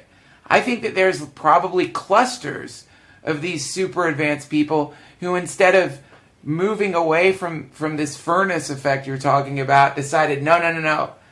We're gonna we're gonna make a supernova. We're gonna not only fucking get you and me together, we're gonna find even more of us, and then we're gonna lure other people where we see it's dormant inside of them and wake them up. So you create this like super vortex of these types of conversations that are happening. And I think in the past they had to be hidden. You couldn't. They were generally hidden. Anyway, all I'm saying is, I bet there's a lot of fucking people out there who figured out a way to really focus this energy that we're talking about. The guru-disciple relationship or whatever, and they're not doing it publicly. It's secret. They know that if they talk about it to the wrong people, they'll seem like fucking assholes. They don't get on podcasts and ramble about it with their stoner friends like I did. Yeah. I mean, I guess that's definitely, if you know much about, if you've ever heard of the Source or I guess like Rajneesh or like I mean, a lot of those movements or the Dick Alpert story or whatever. I mean, especially at the opening in the 70s and the end of the 60s. I mean, at that time, I mean, it would have felt really necessary, I think, to get back to the land and get the fuck out of this really painfully, apparently ignorant, like, mainstream. I mean, it would have felt really right to get the fuck out and go live in the woods with someone, who was espousing value systems that felt instinctually correct to you. And I think, I mean, it was definitely a time when David Crosby actually explained it really well one time when he said that when the children of the 60s, as they tried to escape, their parents' generation, they started to realize that they were smoking pot and that the government and the parental entity, that had ultimately lied to them about, the pot is this evil device, and so they made this wager instinctually that that if the government and the parental generation had lied to them about this, then they could do, basically they should just do the opposite of everything they were saying, and they should go all the way. Right. And so you see the end of the 60s, you see the opening of the 70s, is this time where this great expansion, this great transformation was sort of supposed to happen and was happening, but there were some crucial thinking errors that kind of happened when that wager took place, and there's a lot of mistakes that had to be made, in that course of or whatever. And a lot of people died, and a lot of people gambled, with things like heroin because they thought that it would be just as harmless or as benevolent of a teacher as pot would be if the government had lied to them about pot, and so and as that generation kind of like, thrust headlong into that experiment, they kind of that they did become to some degree a casualty, of believing that on the other side of this transformation would be a form of enlightenment, and that definitely goes into the story of Dick Alpert, and when they put the blankets up on the buildings and tried to take acid, for weeks on end, like looking for that jackpot, and it didn't work out that simple. Life is not that simple, and You don't just you don't just rebel against what your parents told you. Right. And also a reason not to rebel in that way or be reactionary in that way, which is to do the opposite of the thing that has been confining you in some thought prison, is when you do the opposite of the thing, you become its reflection. You're just another side of it. You're the other reverse side of it, but you're still the same fucking thing. Which is why I like to bring into these conversations the idea of a third. Instead of the phenomena of the external world kind of mirroring and mimicking each other by either conformity or rebellion, what if there's a third that for some reason here and there pierces the veil of infinity and makes contact with certain people and then comes through them in a way that creates something brand new, that's not a reflection, that's not a reaction, that's alien, an alien idea, an alien philosophy that like really can shift things in a real way. In the same way, if a spaceship crashed on Earth, with some fuel source that we didn't know about, it would radically transform physical society. And in the same way, maybe there's like ontological spaceship crashes that happen in the minds of super advanced people who then pick through the wreckage of this information and articulate it to the world and create situations where there isn't a rebellion because it's something beyond rebellion. I don't know. I generally have kind of approached life with this attitude that like everything is sort of in some Tao Te Ching type way. Everything is sort of within the universe of myself. That I'm not really. And actually, I watched a movie this morning about a guy who is mildly schizophrenic that kind of talked about that sense of, he called it like a psycho-spiritual sort of meltdown, but where you talk to spirits or things that are outside of you that come to you, guide you, or teach you, or whatever. And I don't know. I guess I've never really kind of gone for that idea that there is an alien intelligence in the sense that there's something external to me necessarily. Right. Right. So yeah, and that is another sticking point that always comes up, which is this idea of are these alien beings alien only in the sense that they're so deeply embedded in your subconscious that they seem alien?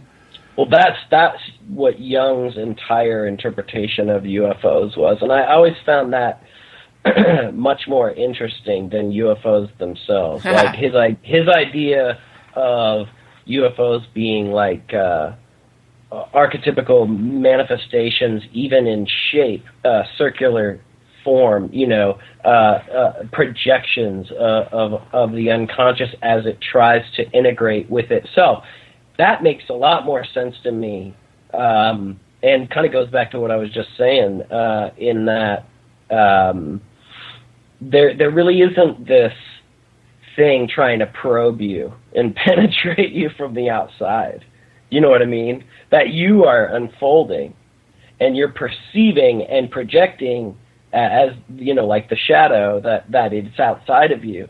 Because you're kind of a literal thinker. You're a simplistic human being stuck on the surface of this earth, kind of, living in this way that you're narrating your life and going along like Henry experienced something strange today, But I think that's a really pedestrian kind of way of thinking, hey, man, there's something up in the sky, man. It's like there's a sense that something is kind of other than you, Well, the other, yeah. Yeah, right. And I don't, in my life, I just don't I just don't feel that way. That was kind of part of my attitude when we went to India. I don't know if you remember, but I just didn't. We had a big argument actually one night about the Ganges, and there was this breaking point where you were saying it was a holy river, and I was kind of just like, well, what does it all mean? I mean, isn't everything holy? Why would you locate one part on a grid and say this is good and the other parts are not as good? That's good. You know, and there was one part where Dave was like, he tried to kind of like have this enlightenment moment for you and like slap you over the head with the meditation rod because you got really upset. You were like, you were like, don't fucking talk about this goddamn river like that, motherfuckers. I didn't say that. No, but I'm just kind of trying to illustrate it. What you talking about, Willis? This is a sacred river. No, I'm trying to illustrate it. And David said, he turned to you and he's like, Duncan, can't you just realize that some people just look at this river and they just see a shit brown stream or something? And I swear you got tears in your eyes. Well, yeah, and I kind of like I understand that moment. I love those moments. That I find them really. You only have a few of those in your life where like a friend like works you up to a point where you actually can't even talk anymore. You're so upset, you know. I mean, there was a lot of moments like that on the trip. But anyway. Yeah, it was very intellectually intense in a way that maybe you only can get when you're in that level in college. Maybe, I don't know, but yeah, I do. I definitely hear what you're saying, and I still think you're a monstrous asshole for saying bad things about that sweet sacred river. You know what, man? It's like it really does all come down to this question, and there definitely isn't an answer to it, and it's a conversation that I think you can decide. Well, you decide what version of it best suits you to obtain your will in the world. You decide what version of it works for you, because that's how your mind is connecting with whatever this thing is around you, this unfolding pattern that's emerging from your the depths of your being, and all you're experiencing is yourself kind of rolling out into time, or whether that you're a finite thing that's existing in a universe teeming with super entities that for whatever reason get pleasure from luring people who are asleep or blind into the light. You decide which one you want it to be, but both of them do share a similarity, and they both involve trying to make contact with some better part of yourself or some better part of the universe. You know? Well, that's very, very well put. I would. I think that I'm kind of free, and maybe always was since I was young. I don't know, of a certain essential anxiety, though, that something is going to come to you in your life and or save you or destroy you or fix you or improve you or fire you from your job. I've never believed in that. I really don't fucking care, because I feel pretty secure in the sense that this life has a design to it, and part of that is something that you drilled into me when I didn't feel so much that way in this particular time of weakness, really, at a time when I wasn't sure why I should live at all, and that you presented this idea that the universe is an intelligent thing and that it was kind of going somewhere. And although I've kind of taken part of that philosophy and sort of bastardized it for myself into a different thing, that concept has been one of the most grounding, important things to my being able to live my life and be a happy person. And, if somebody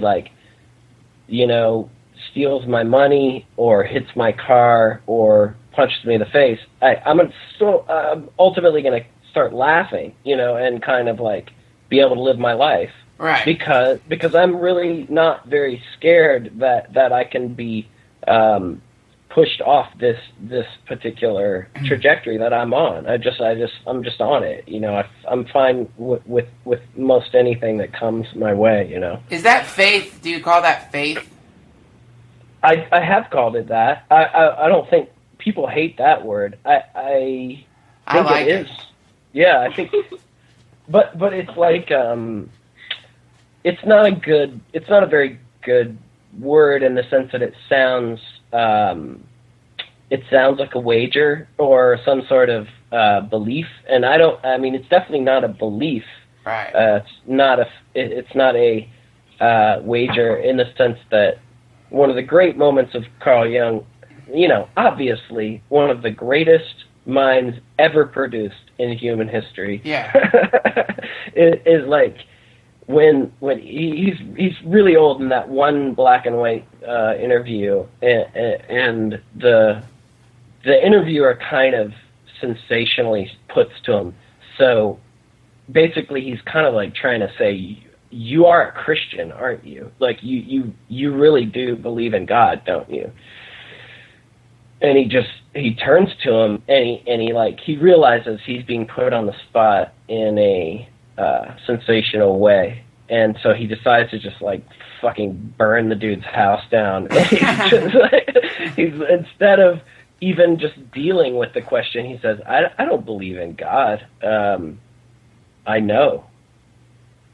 Right. And the guy's just oh yeah, what the fuck does that mean? The guy has no idea what the fuck he means, but he does, and that's all that matters. And at that point, what can you explain to another human being about what you really know? And so, in a sense, I think. But that question you just asked, that I think is one of the most important questions there is. What can you explain to another human being about what you really know? And especially if what you really know that you're talking about is either this incredible part of yourself that is lying dormant, or whether what you really know is some contact with an advanced being. The question is, can you act as a messenger for what is essentially alien technology and bring that information back into the world?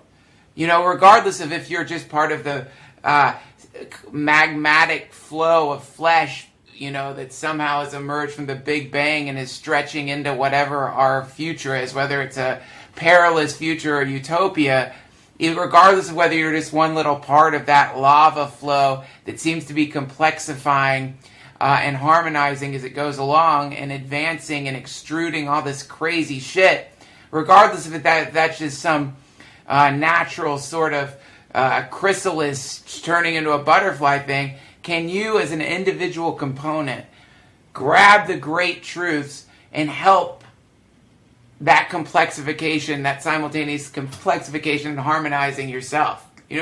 Like Terrence McKenna, man, that guy would go flying off into the DMT realm and come back with alien artifacts in the form of fucking ideas.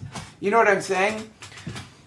Yeah, I think yeah, the job of the teacher or guru or bodhisattva or educator, it's a job. It's something that you enjoy doing, but I think that way of life is strewn with, now whether you look at John Casey or you look at Carl Jung, or you look at Terence McKenna, or you look at David Koresh, or being in a cult, and that life is strewn with the political squabbles and bureaucracy, the bureaucracy that comes with trying to find a way to get people to live together in harmony, which is always the same annoying story. And whoever you are, if you're trying, this is part of my point, is like, Jung wanted to show, or Jesus Christ, anybody, that they want to demythologize all these popular value systems that are built on these kind of idiotic, childish constructs that have been kind of sort of celebrated throughout time, that people get high off in the quest for immediate gratification. What construct? What do you mean? We'll give an example of the construct, like the Jesus story, or what do you mean? No, not necessarily. Have you ever read or heard about this book called The Society of the Spectacle? No. It's probably one of the last books in my life where I was like, I felt that feeling where you're like, oh my fucking God, my mind is being read. I'm freaking out right now. Yeah. But back to the essential point is that, like, Jung had this idea about the man of the future. I can't remember what he called it, but it was... Hold the point. I just have to save this, man. It's too good. Hold on, all right? Just hold that point. Action. Well, wait. Well, it's really weird to, like, go to my bookcase, because when we were in college, like, my bookcase was like, fucking Christ, man. It was like, I can't even... It gets to a point where, like, these things, these books, and or they could be records or cassette tapes or something, they become more important than people, like, you'd rather see people die than these books go away. But anyway, I'm flipping through this. It's called Modern Man in Search of a Soul. In Search of a Soul. Yeah. Who is this by? Carl Jung. Okay. I don't remember the chapter. It could be Archaic Man. But he basically goes into this idea that the future man, it kind of gives you a visual image of someone like David Lynch or something. But the man of the future, the person envisioning the future, is actually, to other people, looks like a man of the past. And what he means is that, for some reason, like, really free thinkers tend to sort of look the opposite to other people. Sometimes they take the appearance of very traditional people. Yeah. But it's a common idea that like, the Buddha would never ever get recognized on the street, And this is just like, this is part of the problem, and this is part of why being a teacher, I think, is so endlessly exhausting, and why you might just go live in a fucking cave, and you might just leave, and you might not come back down. We all go in these kind of cycles, or Zarathustra, comes down or goes back up or whatever. And anyway, the idea is that, if you're either on one side or the other in this scenario. You're either walking down the street looking for truth, or you're walking down the street trying to express the truth, and that's a really, like, historically, it's a really violent frontier, because if you're doesn't matter if you're David Koresh getting your shit burned down, or whoever, if you're in this secret cult, trying to find congruency with others, you know, in a no exit situation, locked down in this room. It's so endlessly exhausting because you know that as other people are looking towards the symbols that they've identified to represent the truth or the salvation that they are looking for, you're constantly in a process of trying to break down and destroy those symbols as they are distracting the person from the thing that it's representing or referencing. And the person is incredibly attached to those symbols, right? And they have also taken the bait. They have started to believe that the symbol is the salvation, and they actually, generally are not that interested in the salvation itself, especially speaking of mainstream society, have absolutely no interest in the jackpot at the end of the rainbow. They're high on the fucking, whatever, basically the empty, hollow, symbol itself. Like somehow the brain chemistry of human beings is so animalistic that it's still, it doesn't actually want to evolve. And that is where we've had many, many, many arguments, and probably still would have new arguments about, because we both want people to grow. We both believe in their potentiality, but this is the point where I feel that they're not doing it. Yeah. Well, you know what, man? To some people, it's a human river of pure potentiality with the possibility to grow into some incredible manifestation of some supreme divine truth. And to some people, it's just a bunch of pig monkeys wandering through life in a complete haze, and even when they think they've gained some realization, they're just fooling themselves, and they're just zombies. I think I believe in the former more than the latter. I've always wanted to read this one book, and I never did because I'm apparently, I got too lazy to have done it. But the story of Dick Alpert when he goes to India and he's living with that particular, I can almost, his name is on the tip of my tongue, but he's living with that particular devotee, the blonde dude. Yeah, the guy who's they're getting drunk and high in some hotel room. That doesn't sound quite right, but it could be. The guy who brought him to Neem Karoli Baba, is that who you're talking about? Yeah. The guy who he keeps waking up in the middle of the night, and the guy is constantly meditating. He's basically a sadhu. Oh no, this is after he meets the Neem Karoli Baba. There's a guy who was coming to him with a chalkboard and with these ideas written on it, and that was it. He just showed him this chalkboard with this idea on it, and that was it. When you're reading, I can't remember. I mean, when you're reading the story, this particular character of the story, as this is Ram Dass is still in this extremely pessimistic state of mind at this point, right? Yeah.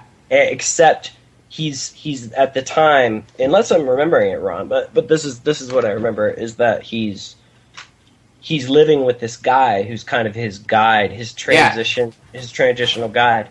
And this guy's just his personality, his character, like in any sort of tale that you're told, he radiates so much power that it just makes a mark on you as you're reading the story. You're like, who the fuck is this guy?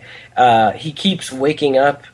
Ram Dass keeps waking up, sort of like almost like in night sweats of depression, and this guy is constantly just so fucking focused in like this Zen nirvana, you know, that he's, as much as he doubts everything that he's kind of like surrounded by, this guy, he can't be denied. Like this guy's power is so fucking intense. Anyway, that guy went on to write a book. I almost bought it. It's orange. That's I mean, I could Google it right now, but that guy went on to write a book, and I remember like leafing through it one time, like kind of like in this weird obsession with like what happened to that guy. And I remember the basic gist of just leafing through the pictures and everything was that it showed him like having come back to America and actually like totally fallen from grace and like I think he became like a businessman or something. Wow. I can't fucking remember. But maybe that wasn't the gist. Maybe I was literally like I was on a break at work and I missed the point of whatever I was when I was leafing through it. Maybe in some Zen way he re-entered society and you know did a lot of good. But I remember thinking like, why didn't I fucking buy that book? Anyway, I can't fucking remember his name right now. But you know, I mean, I guess the point is like, as a teacher, as that guy was a teacher, as Young was a teacher, you know, you're being met with an immense amount of resistance, right? Yeah. And that resistance makes you very, very, very tired, and eventually you retire or die or killed off by your people who disagree with you but so in a sense it's this righteous, it's a very Martin Luther King kind of martyr situation. You go against the tide, you try to present this idea, whether you're Kepler or Galileo or whoever, and those people were fucking fascinating because scientifically they knew that they were onto something, and whether you're Descartes or someone, you keep trying to tell people, and everyone, fucking, you're getting arrested, whether you're Galileo or whoever, they're fucking persecuting you, and you're still, in their case, it's fascinating just because it's just purely scientific. They're just like, no, like, look at this fucking evidence, Right. This is the thing. I think we may have already talked about this. The guy who told doctors they had to wash their hands after they handled corpses before they delivered babies because the disease from the corpses was killing all the babies. So there were these like massive infant mortality rates, these like high infant mortality rates, because doctors didn't understand about germs, and they didn't know that if you washed your hands, the baby wouldn't get sick with whatever is like crawling on a corpse that you were previously touching. And that fucking doctor who came out saying doctors have to start washing their hands, he died in a lunatic asylum. He went insane because he couldn't handle knowing that no one's listening to him and all these fucking babies are dying and all doctors have to do is wash their fucking hands after they touch a dead body. So he just went crazy. He like couldn't stop talking about it. Like, he would bring it up all the time. Like, if we just wash our fucking hands, the babies stop dying. You know that, right, John? You just had your fucking hand in a corpse's asshole, and now you're touching a baby? Right. You know what I mean? They're like, relax, shut up. You always go on and on about that. Why don't you just shut up about that? You're crazy. Yeah. We've been putting our hands in corpse assholes and delivering babies for years. That's not what's killing them. The devil's killing them, John. Yeah, well, Jung used to have this, he has this saying that like it's incredibly easy to make anyone neurotic, and like in that sense, in that situation, It is a type of madness that happens, Well, yeah. It's fostered by a kind of unlikely suspect, which is just immense and total disappointment, you know, like in your fellow man, you know, and like distrust, a growing distrust, you know, and then a sense that no matter what the truth is or how clear it can be, it will never be revealed and it will never be celebrated and it will always be something. I mean, that is a type of madness. Well, you're right. But that is a point we disagree on right there, man. That idea. Because I disagree with you there. I have the crazy idea that someone can have a big idea, the biggest idea yet, in the same way that nuclear energy was the biggest idea. And after nuclear energy, there's been a lot of other biggest ideas that have changed and radically transformed our society. I think that there's a big idea coming that will allow people to actualize their own truths.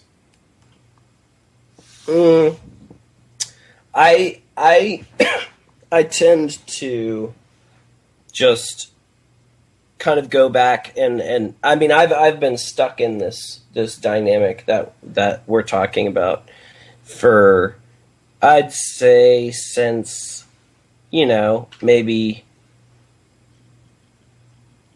2000. Yeah. So maybe 12 years or so, that this thing that the more you try to, I mean, that you kind of, you have no choice but to make yourself somewhat of a martyr, the more you have realizations of, or perceive the truth, you know, because as you're met with this resistance and as it wears you down, there's really, in a myth of Sisyphus way, there's really nothing left to do but just keep trying to go up this mountain, regardless of if it delivers you. You're saying it delivers you. Yes. I don't even know if it really matters, because the reward is like so imperceivable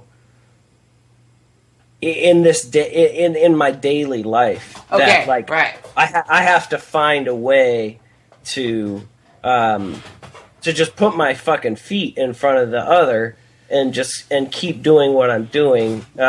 Even though if I thought about the larger picture, it would deflate my momentum and my spirit or something, you know? Well, yeah, but what about this idea, man? What about the idea, instead of it being pushing a boulder up the hill, what if it's like an elevator idea? I have this elevator idea, which is that you're on this elevator that, as you advance as a person, as you begin to actualize yourself, and as you begin to harmonize the complexity inside of yourself through contact with love, your life is like rising up. And as it rises up, everything around you starts transforming. Synchronicities begin increasing. And this is where it gets narcissistic, and this is where it gets crazy, but world events start becoming better.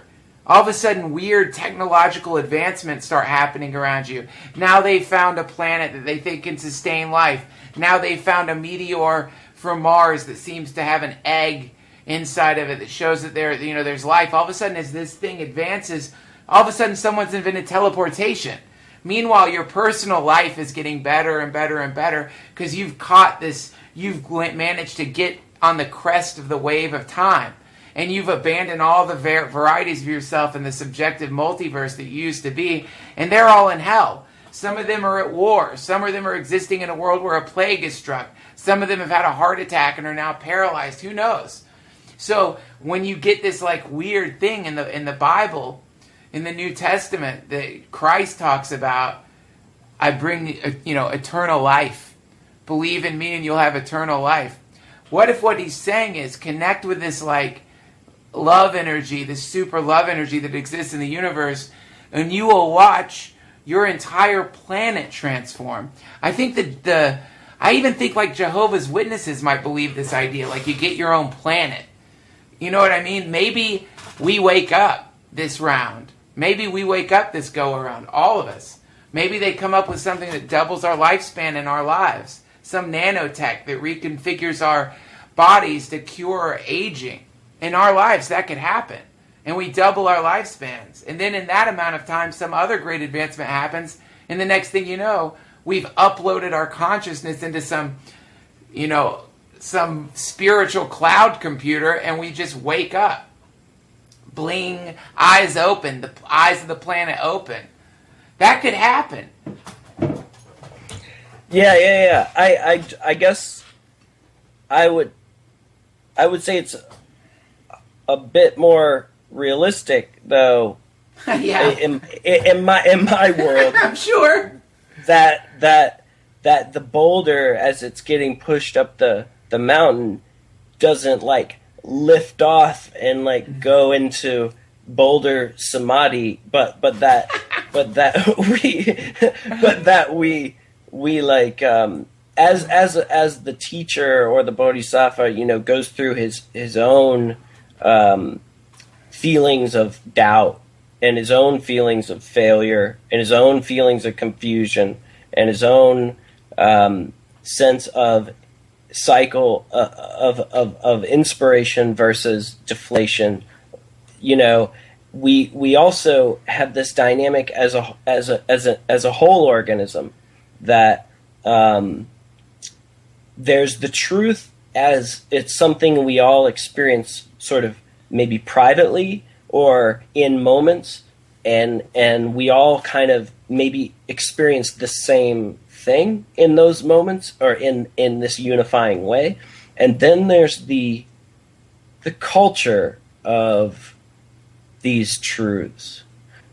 So there's Jimi Hendrix as this thing that's, this beautiful oracle of, soulful realization. And then there's Jimi Hendrix as the tie-dye t-shirt at the mall. You know what I mean? And then there's Jimi Hendrix punching his girlfriend. my favorite of the Hendrixes. No, that's clearly a joke, right? Anyway, no, he punched his. Apparently, he was like he like punched some girls, but I don't know for sure. Hey, Duncan, those were crazy times. All right. I'm just kidding. But anyway, my point is that as we have these, individual cycles of development and realization, and then non-realization, which are inevitable to having realization, we as like a community, we experience, feelings of unification or feelings of like empathy or feelings of truth, and then also inevitably as like an ant. Sort of society or whatever, we create cultures based on, and like I said before, we start to celebrate the symbols of truth more than the truth itself, right? And we all have these kind of these viruses of lazy-mindedness that generally are more prevalent than these realizations of the truth. And so in the end, I think there's sort of like these theories. There's theory and there's practice, and like there's the theory of our society, of a free society, or the theory of equality, or the theory of heaven on earth, or transformation and evolution, and then there's the practice in daily life, and the fact that there's always a way in which we're falling short of what we imagine ourselves to be as human beings. And my feeling, as Carl Rogers, we used to argue about, said, that we're becoming human. And my feeling is like we're also still have one foot in this kind of primal, violent world, and yeah. The moment you feel that you've graduated, and this Christian kind of template that we live in the West clearly is very pretentious and feels that it has graduated, and that kind of cockiness is symptomatic of a type of failure, because it's not fully integrated, and it's not, there's a sense that it's like it's definitely not gotten there. It's not evolved. It's not. Right. It's not being honest with itself, you know? And so in that sense, I have to kind of present to you that the evidence in this world, in this daily world now, is that there is so much work to be done, and there's so much conflict going on that it's too soon to celebrate. You know what I mean? Yeah. I mean, I understand everything you imply and your suggestions and your idea that, you know, and kind of like, I mean, obviously, I think one of the more powerful things that you offer intellectually too is just like you're kind of like endless, you know, positivity, just like and the suggestion that gives to people, you know, that you can seize yourself and kind of and harness the power within you or whatever, but I don't think that I think as soon as you start to feel like this sense of any sort of congratulation or something, you know, it's kind of a 2 steps forward and 1 step back or something, you know. There's a sense that, especially with the Krishnas and with the Buddhists that we were talking to in college, that was what I was always, if you remember, I was always fucking with them, because I was like, there was a sense that they really thought they were done, in a sense. Right. I know exactly what you mean, dude. It's not novelty. They're not representing the force of novelty in the universe. They're not representing what I've come to know in the times where I'm lucky enough where I feel like I have made contact with it. It's always brand new. It's always brand new. It's like infinitely renewing itself. And anytime you come in contact with it, it would be very hard to structure any kind of symbol system off of it, because it's constantly transforming, constantly complexifying, harmonizing, and becoming more and more beautiful. And maybe that's all it does for infinity. And maybe it's a funny thing humans do where they catch one glimpse of it in one of its forms, build a whole church and religion off of this one form, and then by the time they revisit again, or one or two of them contact this thing, whether it's an inside or an outside thing, it's a brand new thing. It's like your entire religion, your entire symbol system, your entire system of ceremony, your entire system of ritual came from a person contacting one moment in a river. But the water is totally different now. It's a brand new river, and it always will be a brand new river. So it's silly to be trying to it's a silly thing to try to attach yourself to symbol systems representing the river instead of being just in that moment of truth. You know, I know. Yeah, I know. And then there's this thing about the beginning of our conversation, that sense of you know, does predestination mean within this lifetime? Does it mean within several lifetimes? You know, I don't really like when people get really didactic about that, especially when they start going on about, you know, and I was this in the last lifetime, and next lifetime maybe I'll realize this, and blah, blah, blah. It's just like, you know what? It all starts to sound way too confident, like the Buddhist that is so proud of his new belt and his new robe and shit. You know, it's like, it's just kind of like, you know, I can see that you're no different than Herbie down at the bank. That, like, you know, you know what I mean? Yes. You know, you've taken your place in line, and you're clearly so happy to be a petty little motherfucker that daddy told you've done good now. You know, yeah. You know, and that is certainly not the point. The point, this is about challenging your mind. You know, this is not about sitting back down and you know, putting on a fucking outfit. Yeah, you know? Yeah, putting on a God clown outfit, like some like some kid in a Star Wars outfit. That's like adult Star Wars. You know how like you'll see kids at the booth and they're dressed in like fairy outfits. That's what grown-ups do when they put on their fucking silly priest collar and they're like, they put on their completely. I'm a God person. They go around. Yeah. They're God experts. They're experts on God. They go around like they're God experts. It's the funniest fucking thing ever when you see someone all suited up.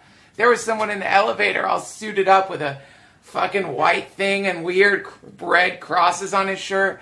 And he shot me this look like, do you need to talk, fella? You know what I mean? You know what? And I'll tell you something I've learned through music that I wouldn't have learned anywhere else. But that the culture of music criticism, and especially at this day and age, the culture of the crowd and the culture of the listener nowadays is like, I mean, everything in our culture has been invaded by pseudo expertise every fucking where, dude. And a lot of it has to do with the sort of opening that the internet has given the consumer to bitch endlessly about how, you know, if only the new Mercedes had a better turning signal. It's like, Jesus fucking Christ. Like, at some point you've got to be cut off. You've got to shut the fuck up and just like live your life and stop talking about living it, but just live your fucking life, you know. Yes, indeed.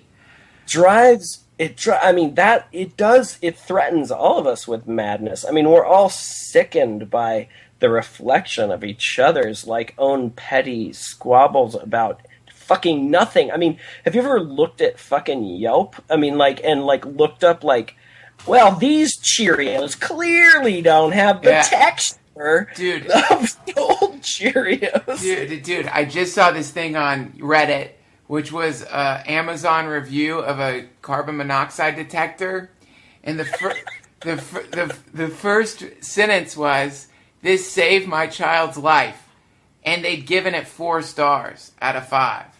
It says the first sentence is, "This saved my child," but it still didn't get 5 stars. It still didn't. You know what? Some people fucking awesome. Some people take that starring system real, like they feel like they can't distribute like 5 out of 5 without somehow diluting their bag of stars. Like they feel like, I only get 5 out of 5 twice in a lifetime. Yeah, he was saving. He's like, well, I gave Benji 3, the film, 5 stars, so I've already created a subsystem for myself. I can't possibly compare this carbon monoxide meter with Benji 3.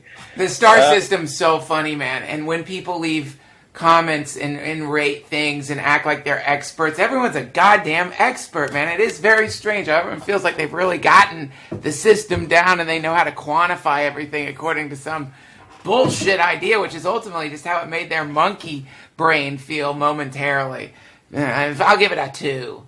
Well, that somehow, I feel like things have sort of changed. I don't know if they have, but like, you know, when you're talking to a guy in a monk outfit, he's probably memorized all the sutras. You know what I mean? He's got it memorized, so he's gonna beat you at the game. You know what I mean?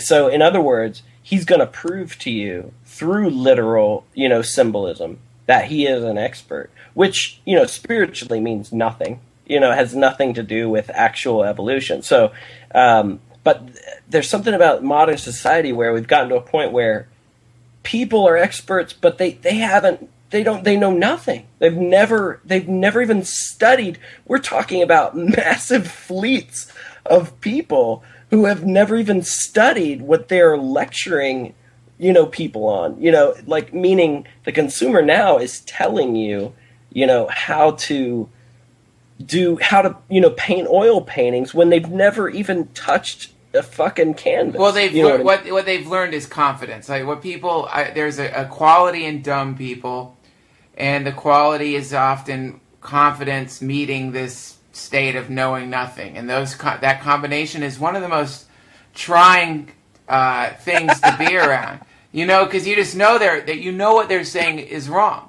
Like they okay, and so in that way, okay, let's say clearly that's not new. Clearly that is not new. Now you go back to Socrates, you know, talking about, you know, to another philosopher about, clearly everything is not made of water, and this is why. And some guy walks by in the back of a fucking wagon. I don't know if the wheel was invented, but like, and he's just like, Shell's like, fuck you, fat ass, or whatever, which was, the version of comments on YouTube back then, or whatever. And Socrates has, in a moment, with his shitty comb over and his cheap fucking toga, there's a moment of shame where he's like, why am I doing this? Why am I even communicating with anyone at all? And then you know what he did? He'd grab a 15-year-old boy and mouth fuck him till he felt better. And you know what? Whatever gets you through the night, buddy. Hey, man, it's a part of being in Greece back then. But I do know what you mean. What you're talking about is there is always a prevalence of dopes, of fools, of idiots, of morons, and they always have a lot of confidence. And quite often, they've infiltrated social circles. They've always managed to worm their way into a place where they can shit on great conversations or stink things up. I've noticed it, man. It almost seems intentional at times, where like a spaceship of retards at one point just launched a lot of operatives onto this planet with the only direction being to ruin conversations. Just ruin conversation. I don't care how you do it. Just do it. Yeah, the thread killer. Yeah, the thread killer. Just fuck it. Just fuck up conversations, then come back on the ship, and then we'll fly to some other planet and ruin it. Because you never know, man. Like, this is something I think about. There have been times, I think, when people have been in a deep conversation, and that guy's rolled by on the wagon, you look at these two queers, get a room! And they forgot what they were talking about, and then the time machine didn't get invented. You know what I mean? Like exactly, completely, totally. Well, look, man, we should wrap it up. This is a fucking glorious... How long was that? I think we pulled off about 2 hours here. All right. Well, why don't we consider starting back with we'll go back with the guru thread, and we'll wrestle with that next time. Don't you have a new place people can buy some of your tracks? Weren't you doing some kind of thing where, don't you have tracks online? You were telling me about something you did, like with. I don't have anything like super new, but I've definitely like filled out my Holy Sons Bandcamp thing. But I'm kind of working on. I've basically released a couple things this year, and then there's going to be like a flurry of like stuff in the middle. And now I'm kind of working on finishing up the stuff for later in the year. But where can people go to is it still holysons.com? Where do people find you on the internet? I would search Holy Sons Bandcamp. That's what I'd do. Okay, and I'll put a link on the comments section of this site. And at DuncanTrussell.com. You are the greatest. I love you. Thank you, EMIL. That was fucking heavy shit, man. Now I'm... Yeah. Well, call me in like a week or two when you get lonely, and we'll bang out some more. Okay, awesome. Okay, bye. All right, only in the a-hole. Now enjoy the song More Flophouse Blues from the Holy Sons sold-out album, My Only Warm Coals, soon to be re-released later this year.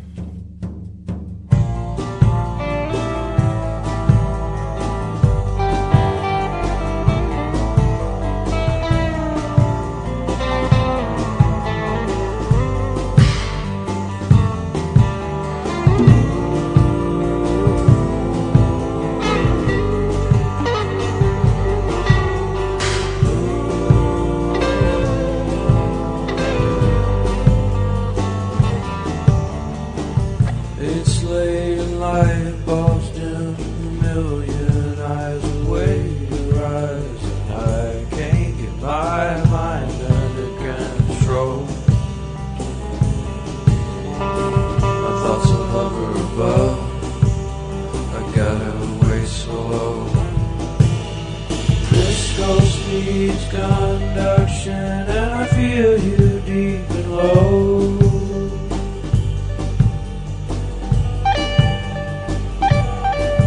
So I turn my eyes to you for the service you provide.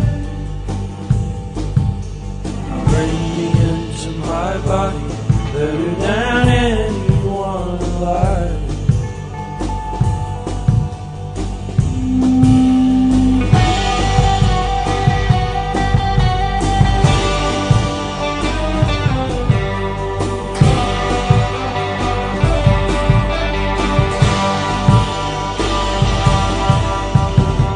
I could be anything,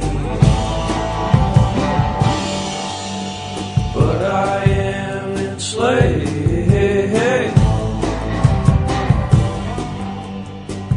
I could go anywhere.